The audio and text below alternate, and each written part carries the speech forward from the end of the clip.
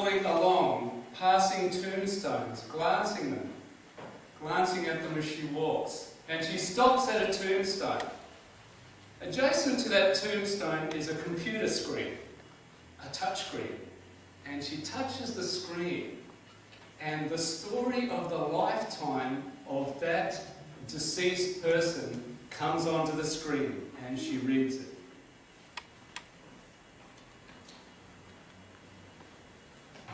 The story and the name on that story is your name. I have a question to ask you. If it was your story, would it be an autobiography or a biography?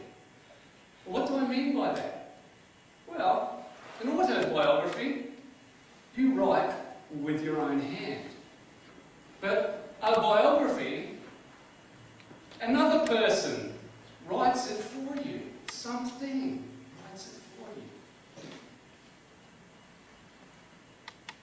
you. In the past, I grew up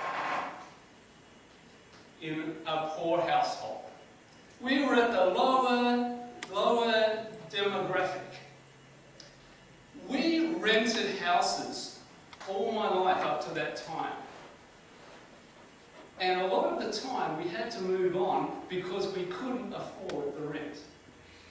Just to give you an idea, at the age of 16, I calculated I had moved 24 times. Now, as a child growing up, you can imagine what that's like. You have to attend new schools. And school for a young child, changing schools is something very unsettling. It was for me, very unsettling. So, what happened to me at the age of 11? I attended a school called Trinity Garden School.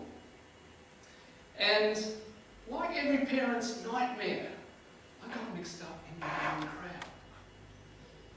The boy I got mixed up, the ringleader, his name was Jimmy. And I want to tell you the last name, just in case you know him. But Jimmy taught me three things. Jimmy taught me truancy, smoking, and stealing.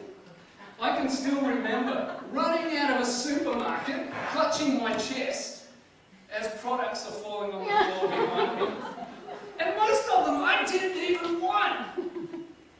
But you see, the hand of insecurity, wanting to fit in, being accepted, was writing the story of my lifetime. Have you ever been in a situation, a social situation?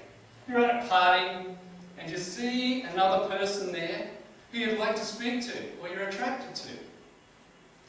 But as you're thinking about going to them, suddenly the fear grabs you and suddenly your legs feel like they're going to lead, and suddenly instead of beelining for them, you find yourself staying where you are, or picking up a drink, or doing something else. Ladies and gentlemen, do you really want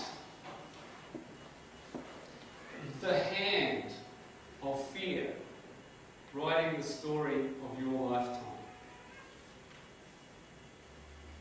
Imagine the pen.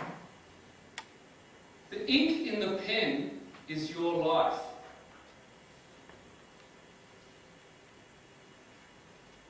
What if I told you the story of your lifetime is a magic book?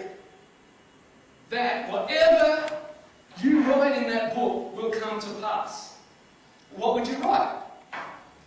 What would you write?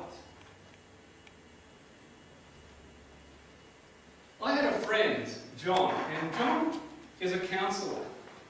And I remember walking with John down Rundle Mall. And we're walking down, and this couple arm in arm come up and greeted John.